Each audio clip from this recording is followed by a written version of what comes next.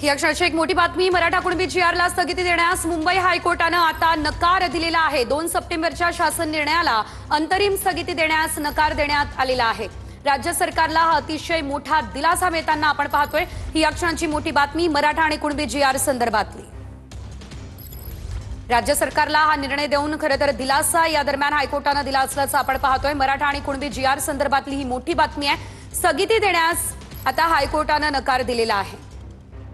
अंतरिम स्थगिती देण्यास नकार हायकोर्टाकडून देण्यात आला। 2 सप्टेंबरच्या शासन निर्णयाला अंतरिम स्थगिती देण्यास हा नकार देण्यात आला आणि हा निर्णय जो आहे तो राज्य सरकारसाठी अतिशय महत्त्वाचा, अतिशय फायद्याचा मानला जातोय, कारण हा मोठा दिलासा मुंबई हायकोर्टानं राज्य सरकारला दिलाय। या संदर्भात अधिकचे अपडेट घेऊयात आमचे प्रतिनिधी कृष्णा सोनारवाडकर यांच्याकडून। कृष्णा, आपण पाहतोय अतिशय मोठा निर्णय मुंबई हायकोर्टानं दिला आणि हा दिलासा सुद्धा राज्य सरकारसाठी आहे। हायकोर्टाचं नेमकं म्हणणं काय होतं, या संदर्भात काय अपडेट?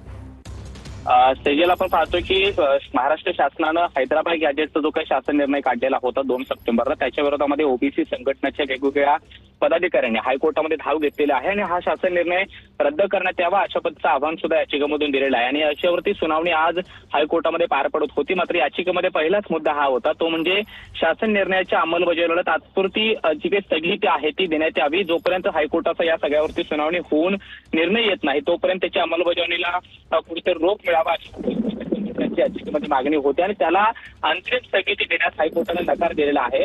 सुनावणी सुरूच राहणार आहे, मात्र सुनावणीचा अंतिम निकाल येईपर्यंत अशा पद्धतीची स्थगिती देता येणार नाही हे हायकोर्टाने स्पष्ट केलेलं आहे। हायकोर्टाचे मुख्य न्यायमूर्ती डी चंद्रशेखर, त्याचबरोबर गौतम आखंड यांच्या खंडपीठाने हा निर्णय दिलेला आहे। त्यामुळे सुनावणी ही काळामध्ये सुरूच राहणार आहे, मात्र हायकोर्टाचा जोपर्यंत निर्णय होत नाही तोपर्यंत ज्या शासन निर्णयाची अंमलबजावणी सध्या सुरू आहे ती अंमलबजावणी सुद्धा पार पडणार आहे। त्यामुळे सरकारला हा तात्पुरता दिलासा म्हणावा लागेल। मात्र ही सगळी सुनावणी झाल्यानंतर हायकोर्ट या सुनावणीवरती काय निर्णय देतं हे सुद्धा पाहणं महत्त्वाचं असणार, कारण तो निकाल अजून सुद्धा प्रलंबित आहे। त्यामुळे सुनावणी सुरूच राहील, मात्र तात्पुरत्या स्थगितीला हायकोर्टानं स्थगिती देण्यास नकार दिलेला आहे। त्यामुळे तात्पुरता हा दिलासा शासनाला म्हणावा लागेल। निश्चितच कृष्णा, अंतिम निर्णय नेमका काय होतोय बघणं महत्त्वाचं असेल। धन्यवाद दिलेल्या या सर्व सविस्तर अपडेट